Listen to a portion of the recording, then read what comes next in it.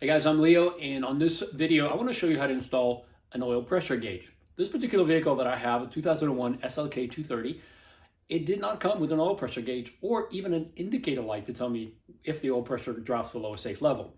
The only indicator I got is oil level itself. So if I ever ran out of oil, the light would come on. But without knowing the oil pressure, well, frankly, I just think that's kind of dumb. If you do lose oil pressure and you still have plenty of oil, your engine will probably go bad before you have any idea of what happened. So I'm going to install this pressure gauge. I'll take you guys along for the ride and show you how this specific model is installed. I'm going to actually install it in the cap of the oil filter because that's really the best place on this vehicle to do it. And I'll walk you through that and show you how to do it. If you have a different vehicle, of course, you can install the same part just in maybe a different port that your vehicle provides. And hopefully this will be beneficial to all of you as you install an oil pressure gauge. So let's do it. The first thing you should do is just make sure all your parts are here. This is the gauge itself. It came with a little bezel, so if you're installing it in your dash somewhere, you could use that to get the right orientation. Of course, you got the sensor itself, and the sensor didn't come with this nut. I had to come up with this one, but I'm going to screw mine in. You would screw yours into whatever port you have on your vehicle. But this goes in there, and then this cable connects right here. This is a 9-foot cable that will go through your dash, of course, or through your firewall, and then connect to the gauge in the smaller port at the bottom. So that'll go there. And then you have a different cable, and this cable is going to connect to power. It's going to give you power to light up and power the unit. So this one clips into there, and there are 3 connections here, and you do have instructions, and the instructions will tell you where all of them need to be connected. So you'll have to find an ignition source, all of that to do that. But it comes with all of that, and then you also have a bracket. So again, if you're installing this somewhere externally, you'll get a bracket with some hardware to install it. I will use this particular bezel because that's the best place. On SLK, there's not a lot of real estate to put something like this. So I'm gonna put this on the pillar, on the left pillar, and that'll give me the gauge, and of course it'll sit in there. So make sure you have all your parts before you begin. All right, the first thing to do is remove the oil filter cap. And when you do that, the oil filter is going to stick to it. So just make sure you catch any oil that's coming off. I got this oil pan. I can put it there. And then if you look in here, there's a center section that's got these clips. And those clips hold this filter on, and it's important that this doesn't get damaged. So what I'll have to do is come from this side, drill a hole that's big enough, and tap it for the size of the threads on the sensor. And then if I need to, I'll put the nut on the other side, which might be a bit of a challenge, but I think I'll figure out a way to work around it. But I need to get this tied in there and sealed so that the pressure, of course, doesn't escape through the edge, but actually holds it and puts the pressure on the gauge so I'm getting the proper reading. So let's go ahead and try to do that.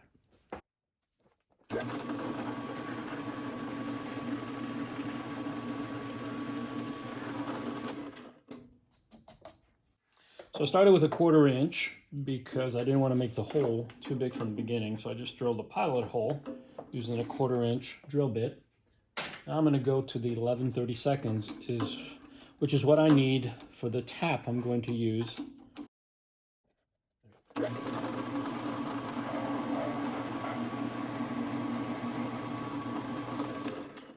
Now the other thing I'm going to need to do is shave this down so that I have a flat surface. So I'm going to grind this down and make it flat. All right, so I've shaved this down. I've got it as flat as I can get it. What's great is I noticed that the thickness here is quite substantial. So I think I'll be able to tap this in and not have to use a nut on the backside. I'm going to tap this out.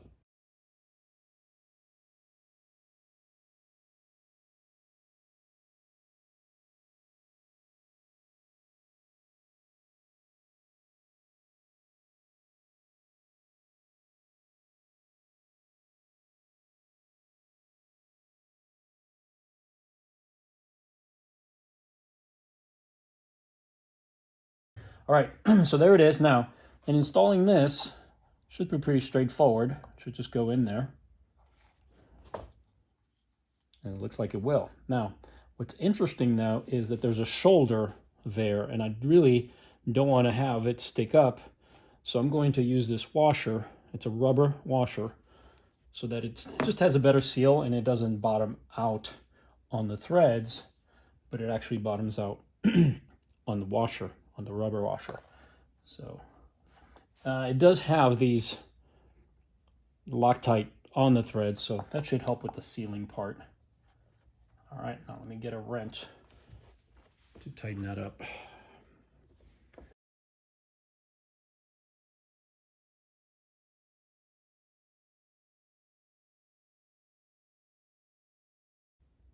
Right there. Don't want to go any more. I think that should seal up really good. Very happy with that. That's going to be very nice. All right, go ahead and put the filter back on.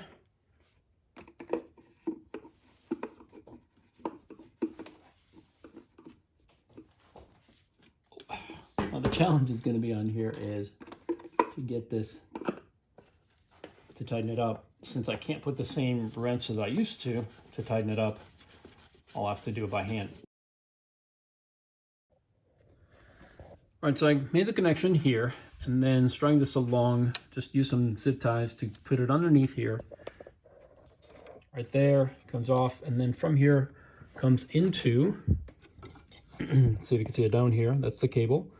And then there's these little rubber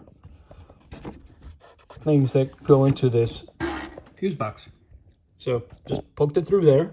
It's coming through on the bottom, and then it's going to snake around and go through that. Let me show you in a moment. Let me set up the camera and show you what I mean. All right, so I have the cable connected with some tape to the screwdriver, and then I'm just going to poke this through. What's great about Mercedes is they don't make it difficult for you to add these kind of things. So you can just poke this through.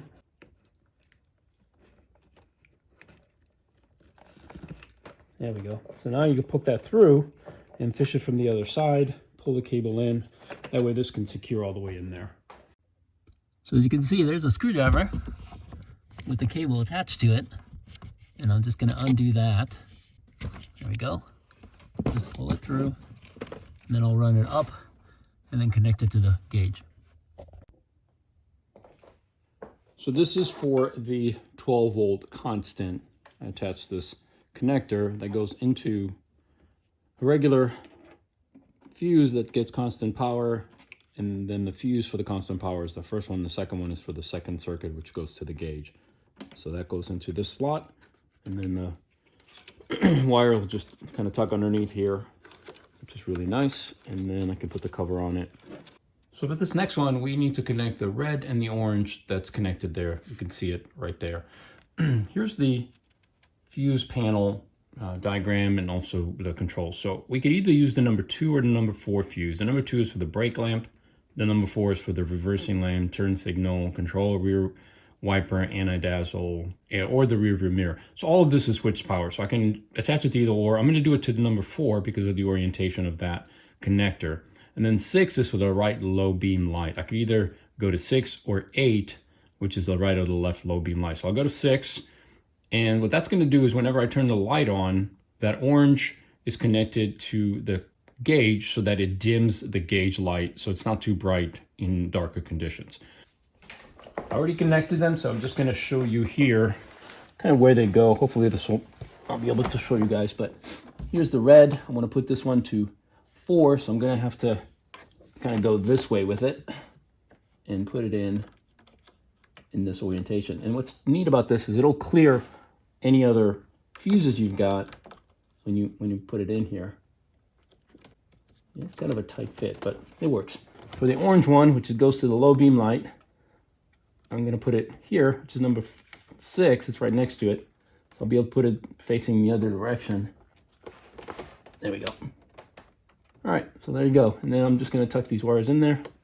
And I'll be able to put the panel in there to cover it. What I also have is the black, which goes to the ground. And I'll show you where that's connected under the dash. So you can see right there is my ground wire. It's the black with the little blue connector on it. And all I did is just put the connector so that it'll slip over that bolt that holds that fuse box in place, and just added a nut on top of it and just made sure that I got good ground. And it is, so that's satisfactory for the ground.